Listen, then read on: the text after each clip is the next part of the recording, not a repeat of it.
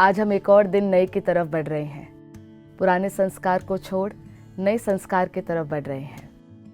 हमने ये समझा है कि जैसे पुराने तरीकों से नया भाग्य नहीं लिखा जा सकता, ठीक इसी तरह नए भाग्य को लिखने के लिए अपने संस्कारों को हमने नया करना होगा। वो संस्कार जिन्होंने हमें पिछले वर्ष इमोशनली फिजिकली वीक किया है, उन संस्कारों को हमें चेंज करना है। और हमने अपने नए संस्कार में पहला संस्कार सुबह जल्दी उठने का सोचा है, जिसको हम करेंगे। और इस संस्कार से हमने ये भी जाना कि दिन हमारे हाथ में होता है, हम अपनी चीज़ों को प्रायोरिटाइज कर पाते हैं। पूरा दिन में समय नहीं है, ये भाषा भी बदल जाएगी, क्योंकि सुबह उठकर प्रिपरेशन की होगी। इनर वर्ल्ड से आउटर वर्ल्ड को चलाना सीखेंगे, आउटर वर्ल्ड से रूल होना नहीं सीखेंगे। तो इस संस्कार के साथ साथ एक और संस्कार को सीखते हैं, पालना का संस्कार, habit of nurturing, habit of caring. पालना शब्द सुनते ही हमें परमात्मा की याद आती है।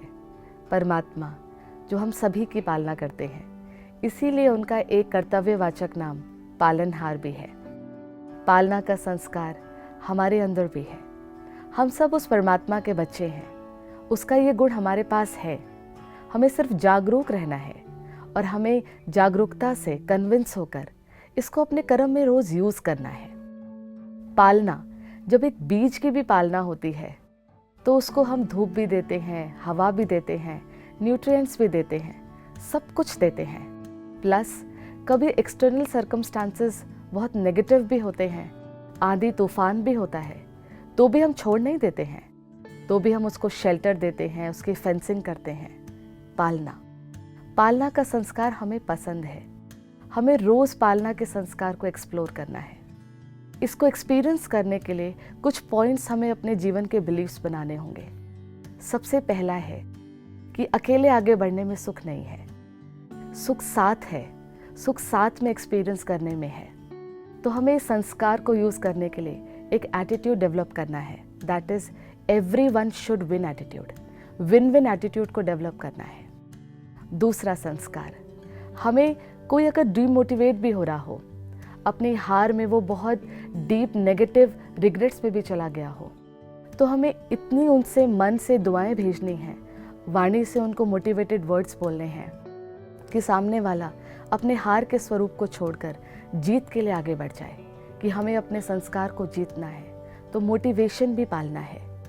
कई बार दूसरों की सक्सेस में हम जेलस हो जाते हैं या हमें वीक फील होता है, ये भी रॉन्ग है। दूसरों की सफलता में दिल से खुश होना, ये भी पालना है। कुछ ऐसी हमें अपॉर्चुनिटीज़ क्रिएट करनी चाहिए जिसमें कि हम खुद भी सीखें, औरों को भी सिखाएं। साथ मिलकर जब आगे बढ़ते हैं तो एक बड़ा परिवर्तन लाया जा सकता है। इस पर मुझे एक एग्जाम्पल याद आता है। एक बार एक बहन थे, उनका संस्कार था, उनको एक बहुत अच्छी स्किल आती थी, वो खुद कर सकते थे, वो किसी की सहयोग नहीं लेते थे। तो एक दूसरे सिस्टर ने कहा, आप मुझे सिखा दो। सिखा दो मतलब आने के बावजूद भी अगर हम अपने आप को ये कहते हैं कि सामने वाला एक्सप्रेस करना सीखे, वो हमें सिखाने में ही भले एक्सप्रेस करना सीखे, तो ये भी उनके लिमिटेशन से बाहर निकालना है उनको। एक टुगेदरनेस में आगे बढ़ने से शक्ति मिलती है। और एक बहुत डीप सेल्फलेस पालना का एटीट्यूड है। कई बार औरों को आगे बढ़ाने के लिए अगर हमें अपने कदम पीछे भी करने पड़े तो हमें वो भी कर लेना चाहिए। ये सब पालना के एटीट्यूड हमें अपने जीवन में रोज एक्सप्लोर करने चाहिए। परमात्मा जो पालनहार है, उन्होंने हमें ये गुण दिया हुआ है। और जब हम औरों की पालना करते हैं, हम भगवान की पालना का भाग्य अपने लिए निश्चित कर लेते हैं। नहीं हो सकता कि हम औरों की पालना करें, हमारा लॉस हो जाए, नॉट पॉसिबल। परमात्मा की शक्ति हमें श्रेष्ठ बना देगी, हमारे लिए और अपॉर्चुनिटीज़ क्रिएट कर देगी। तो सबकी पालना के लिए एक संस्कार और भी हमें ऐड करना है, दैट इज सेल्फ केयर। खुद की नर्चरिंग, खुद को श्रेष्ठ संकल्पों से रोज़ भरना, भगवान की शक्ति से अपने मन को इतना शक्तिशाली बनाना कि हम खुद से औरों की भी पालना कर सकें। तो एक अफर्मेशन को लेते हैं कि मैं परमात्मा के संतान, परमात्मा पिता की तरह सबकी पालना करने वाली आत्मा हूँ। नो मैटर वॉट, मुझे दूसरों की खुशी में हमेशा खुशी ही मिलती है। हर एक की सफलता में मुझे सफलता का अनुभव होता है। ओम शांति।